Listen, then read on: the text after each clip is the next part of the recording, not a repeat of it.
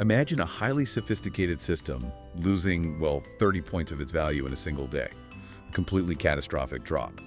But at the same time, the broader stock market just doesn't even flinch. Right, it just looks completely flat on the surface. Exactly. The surface looks perfectly calm, but underneath, the machinery is just being torn to shreds.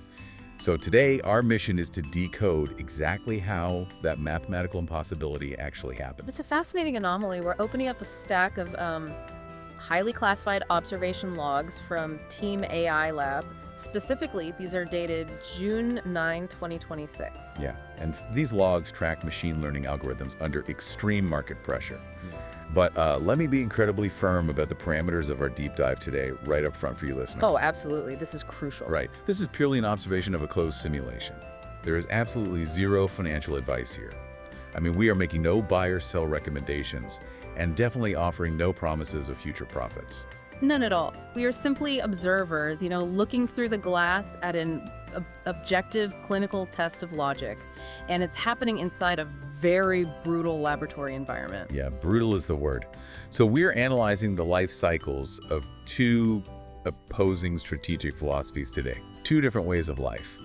Team AI Lab has deployed two completely different types of machine learning units into this market lab. And the goal is just to see which underlying logic holds up when standard financial models completely break down. Right. And those two philosophies are fundamentally opposed. We've got Team Mountain Climbers and we have Team Wave Riders. Yeah, let's unpack the mechanics of how they operate, starting with the Mountain Climbers, because their core directive is equilibrium detection. Equilibrium detection. I love that term.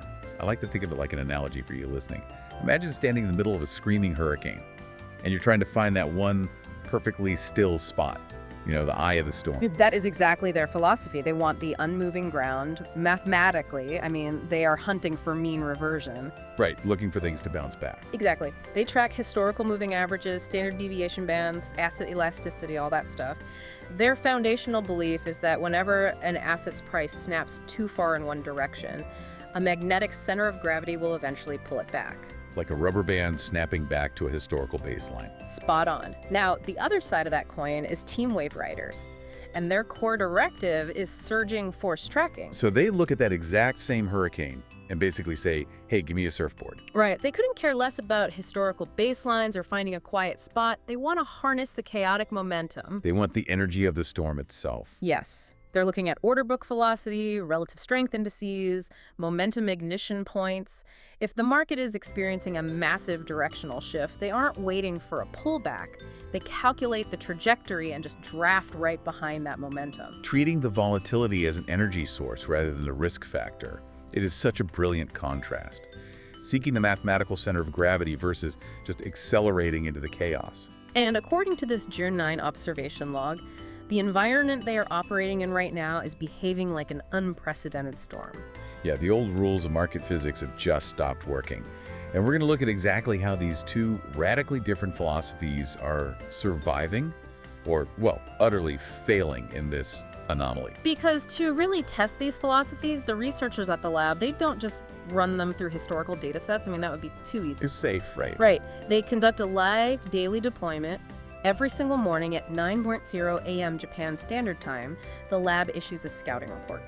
The 9:00 a.m. drop. Yep, they drop fresh code directly into the simulation. The new talent draft, which looking at the log today, it shows that both the climbers and the riders drafted exactly 2 new units each into their rosters. Which is wild. Deploying new algorithms into an environment this volatile, it feels like sending fresh paratroopers directly into a Category 5 hurricane.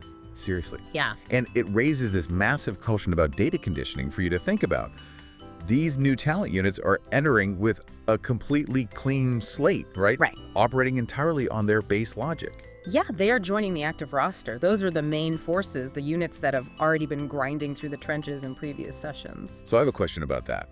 When the market is this volatile, is it actually an advantage to be a newly scouted unit with no baggage from yesterday? Or are you just fresh meat for the storm? That tension is a critical variable in evolutionary computation. See, the active roster units, they have contextual data. They've adjusted their internal weighting based on yesterday's volatility. Okay, they've learned from the pain. Exactly. But that contextual data can easily turn into recency bias. If an active unit just barely survived a massive downward spike yesterday, It might defensively adjust its risk parameters today. Oh, and then it misses a totally clear opportunity because it's too scared. Precisely. Which means the new talent, arriving with zero baggage from yesterday's trauma, might actually have a distinct advantage in spotting a new pattern. They aren't afraid of the data yet. Wow. But whether they are fresh or veterans, there's a strict rule here governing every single unit in this simulation, isn't Oh there? yeah, they all have a hard-coded 10-session lifespan. Just 10 days. Yep. They get exactly 10 sessions to prove their foundational logic against reality, and then they're forcefully retired. That is ruthless. But that time constraint is what makes this a true crucible. Right. I mean, if an algorithm is built to detect equilibrium, it has to prove that equilibrium exists right now. Because if you give an automated trading system an infinite timeline, it can mask a deeply flawed strategy. Right, it could just sit on massive unrealized losses for years. Exactly, and then eventually turn a tiny profit by sheer statistical chance when the macro environment shifts. But the 10-session limit eliminates hope from the equation. It's a strict test of survival. You don't get to claim your underlying model is brilliant just because the storm eventually passed. You have to navigate the current conditions. And what's crazy is, looking at the season standings going into today's session, the logic for both teams actually seem to be holding up remarkably well. Yeah, both teams actually carried over positive balances. Team Mountain Climbers carried over a positive 19.8 points. And Team Wave Riders had accumulated a really strong positive 56.6 points. So the momentum tracking strategy was outperforming the mean reversion strategy. But both were generating green numbers. They were doing it. Until today, until the environment actively decided to break them. The wall they hit today. I mean, devastating is the only word for it.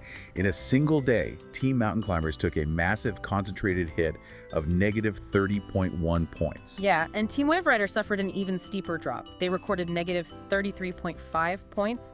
The momentum they were tracking just vanished, and the velocity completely reversed on them. But, and this is where I want you listening to really pay attention, when we look at the index contrast metric in the log, this is where the data reveals something highly abnormal. The disconnect here is just shocking. It really is.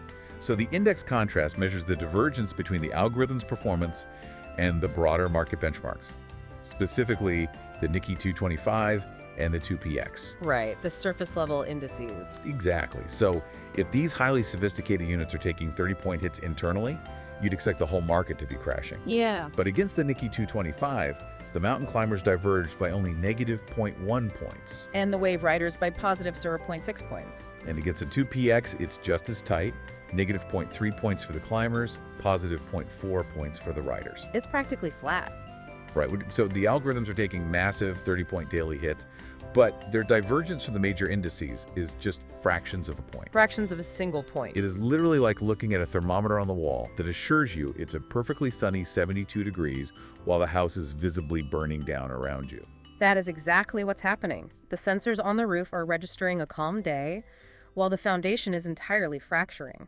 It's a dramatic anomaly. So how does that disconnect happen mechanically? Well, it tells us that the broader indices are being artificially smoothed out by extreme sector rotation. So imagine heavy industrial stocks are crashing by 10%. Yeah, huge drop.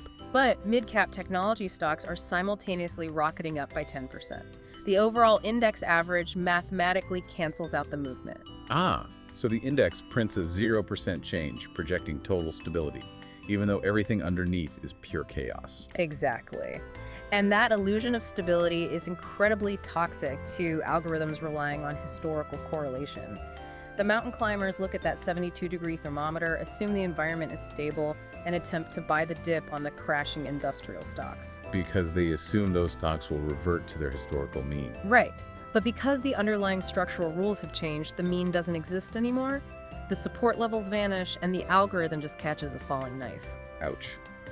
And I assume the same trap catches the Wave Riders, just from a different angle. Oh, absolutely. They detect the massive upward velocity in the technology sector, right? So they aggressively leverage into that momentum. Grab the surfboard. Grab the surfboard, but in a fractured environment characterized by violent, short-term internal rotations, that momentum is just a temporary vacuum. The second they commit their capital, the rotation shifts again. The wave crashes. So velocity collapses, and they are left holding assets at the absolute peak. Standard momentum tracking ends up chasing noise. and historical equilibrium tracking ends up anchoring to ghosts.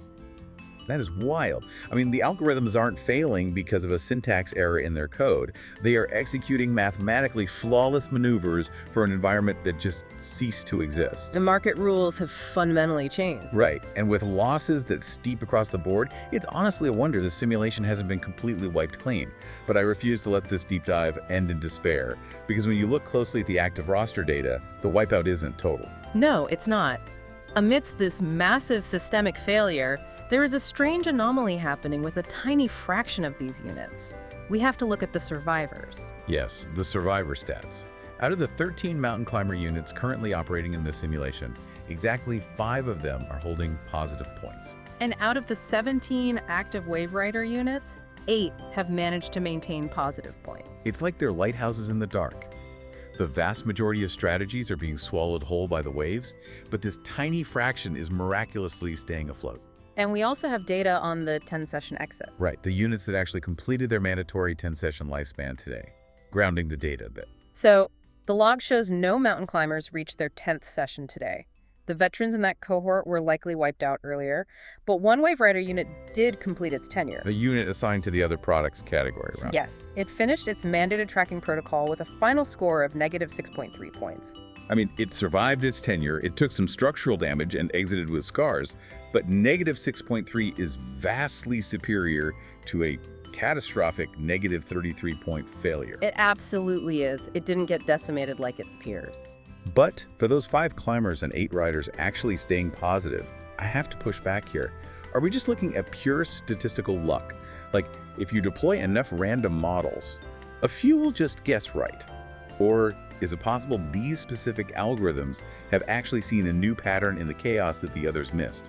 Synthesizing that difference is the entire point of the AI Lab's research. In a normal, stable environment, you might dismiss those outliers as mere luck. But in algorithmic simulation, when the primary logic has entirely failed, these outliers are the most important data points. Because if it's not luck, they've adapted. Exactly. They represent the tiny glowing threads of logic that might just be adapting to the new market rules in real time. If a mountain climber unit is surviving, maybe it stopped weighting historical price data and started weighting order book imbalances. It mutated. Yes. The units that survive the 30-point purge hold the potential DNA of tomorrow's baseline algorithm. They are actively mapping the new physics of the environment. That is so deeply connected to how we process change in our own lives. I mean, anytime you are overwhelmed by data or a changing industry, finding the positive outliers is the first step to adaptation. You don't ignore the massive failure, but you intensely study the survival to build your new baseline. Which brings us to the final scorecard for this June 9 observation log. And, well, if you're only looking at the surface metrics, it paints a very grim picture. Yeah, the total season points, aggregating all the carryover balances, and today's catastrophic drops. Team Mountain Climbers are sitting at a punishing negative 32.8 points for the season, and Team Wave Riders are at negative 19.3 points. The hidden volatility decisively won the war today. It did. However, looking through the lens of Team AI Lab's core research mission, we have to reframe those metrics. How so? A negative 32-point aggregate score feels like a definitive structural defeat. In traditional finance, sure. But in the cold, forward-looking realm of algorithmic research, heavy negative numbers are absolutely not defeats. A massive failure of logic is incredibly valuable. Because it maps the edges of the storm. Exactly. You cannot engineer a system capable of surviving a fundamental shift in market mechanics unless you first allow that shift to thoroughly dismantle your earlier prototypes. Today's brutal losses are simply the required payment for the observation data needed to engineer tomorrow's victory. The destruction isn't a flaw in the experiment. It is the actual data they are mining for. The lab is not mourning the 30 points. They are actively downloading the telemetry of the crash to feed into tomorrow's new talent. That is such a resilient framework for processing adversity, and I really want you listening to take this away today. Whether you are managing projects, learning a new skill, or trying to understand complex systems in your own life, taking a hit doesn't mean you failed. Not at all. It just means you gathered highly specific data on what doesn't work in a new environment.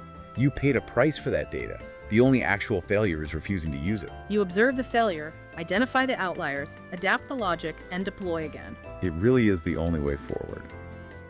Which leaves me with one final lingering thought for you to ponder today. We've spent this whole deep dive analyzing how a highly advanced machine learning algorithm requires a brutal crashing failure just to learn that the environment has changed. It needed to bleed 30 points to update its worldview. Right. So if a supercomputer capable of processing millions of data points a second requires a massive, undeniable collision with reality to update its logic, how much longer does it take us humans to admit that the old rules we cling to aren't working anymore? That is the ultimate test of adaptability. How many daily losses do we absorb before we finally admit the house is on fire, even if the thermometer still says 72 degrees? Something to carefully consider as you navigate the shifting rules of your own environment. Thank you so much for joining us on this deep dive into the AI Lab logs. Keep asking questions, keep looking for those lighthouses in the dark, and stay curious.